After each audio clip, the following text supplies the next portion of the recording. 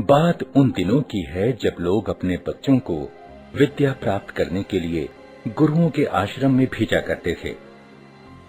बालक वरदराज जब 5 वर्ष का हुआ तो उसके पिता ने भी उसे शिक्षा ग्रहण करने के लिए एक आश्रम में भेजा।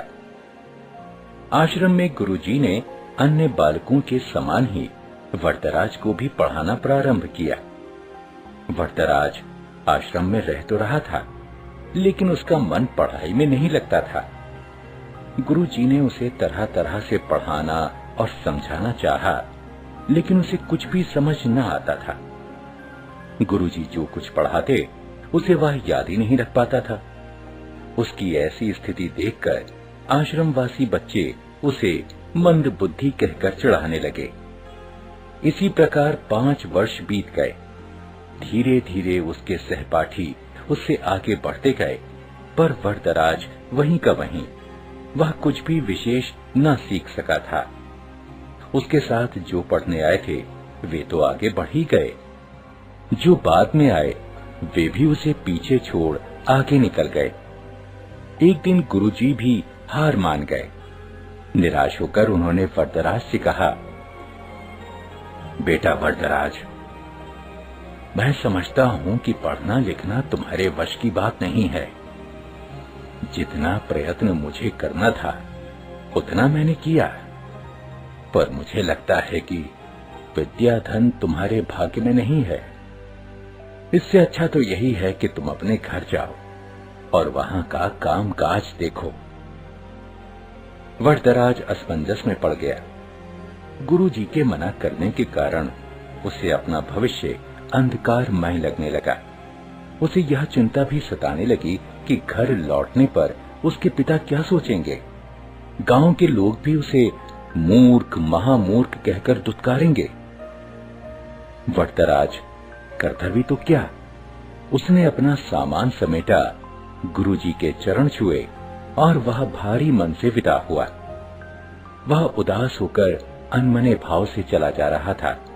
घर वापस जाने का उसका जरा भी मन नहीं था, पर कोई और ठिकाना भी तो नहीं था। कहां जाए क्या, उसकी समझ में कुछ भी नहीं आ रहा था। वह सवेरे चला था और अब दोपहर हो आई थी। रास्ते में खाने के लिए गुरुजी ने उसे थोड़ा सत्तू दिया था। उसे भूख प्यास भी लगाई थी। चलते चलते उसे एक कुआं दिखाई दिया। वह पानी पीने के लिए कुएं पर पहुंचा।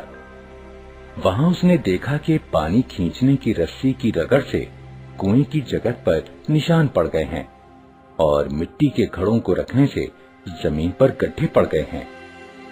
यह दृश्य वरदराज के मस्तिष्क में बिजली की तरह कौंध गया।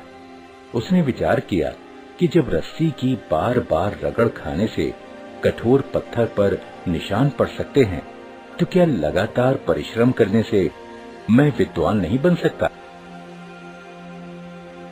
बस फिर क्या था, वरदराज के मन में आशा की किरण जगी। वह बुदबुदाने लगा, मैं भी लगातार परिश्रम करूंगा, अपने पाठों को मन लगाकर बार बार पढ़ूंगा और उन्हें याद करूंगा। फिर देखता हूँ कि मुझे विद्या कैसे नहीं आती। वरदराज ने कुएं पर हाथ मुड़ा और गहरी सांस लेकर आगे की ओर बढ़ा। अब वह सभी प्रकार की चिंताओं से मुक्त था। इतना कि उसे भूख प्यास की भी चिंता नहीं रही थी। वह तेज कदमों से चल रहा था। अब वह दूसरी ही तरह का वरदराज था। वह घर की ओर नहीं बल्कि आश्रम की ओर लौट चला था। सूर्यास्त होने को था। गुरुजी आश्रम की वाड़ा में टहल रहे थे। तभी उन्होंने वरदराज को आते हुए देखा। उन्हें लगा कि शायद आश्रम में कुछ छूट गया हो, जिसे लेने वह लौटा है। वरदराज ने गुरुजी के पास पहुंचकर उनके चरण स्पर्श किए। गुरुजी ने प्यार से पूछा, क्या बात है बेटा, क्या तुम्हारा कुछ सामान छूट गया जिसे लेने तुम्हें लौटना पड़ा? वरदराज नम्रता पूर्वक बोला, हाँ गुरुजी, मेरी विद्या यही छूट गई है, जिसे इस बार मैं अवश्य लेकर जाऊंगा। अब मेरी आंखें खुल गई हैं। मैंने निश्चय किया है कि मैं पूरी लगन और परिश्रम से पढ़ूंगा।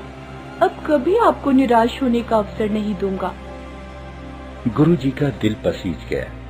उन्होंने वरदराज को गौर से देखा। उसकी आंखों में चमक थी। गुरुजी ने इतना भर ही कहा, तुम जो कुछ कह रहे हो, यदि उसे कर दिखाओगे तो मुझे बड़ी प्रसन्नता होगी। वरदराज ने पढ़ाई प्रारंभ की। अब तो उसकी भूख और नींद पता नहीं कहां गुम हो गई थी। वह देर रात तक पढ़ता और प्रातः सबसे पहले उठ जाता। वह अपना एक क्षण भी व्यर्थ न गवाता। उसने दिन रात एक कर दिए। इसका प्रभाव यह हुआ कि जो पाठ याद करना उसे पहाड़ पर चढ़ने के समान कठिन लगता था, अब वही सरल लगने लगा था। गुरुजी और अन्य बालक वरदराज में आए इस परिवर्तन को देख आश्चर्यचकित रह गए। अब वरदराज की जिंदगी प्रतिभावान बच्चों में होने लगी। यह उसकी लगन और कठोर परिश्रम का ही चमत्कार था। जानते हो, यही वरदराज आगे चलकर संस्कृत के महान विद्वान बने। संस्कृत के सबसे बड़े विद्वान पाणिनि के बाद वरदराज का ही नाम आता है।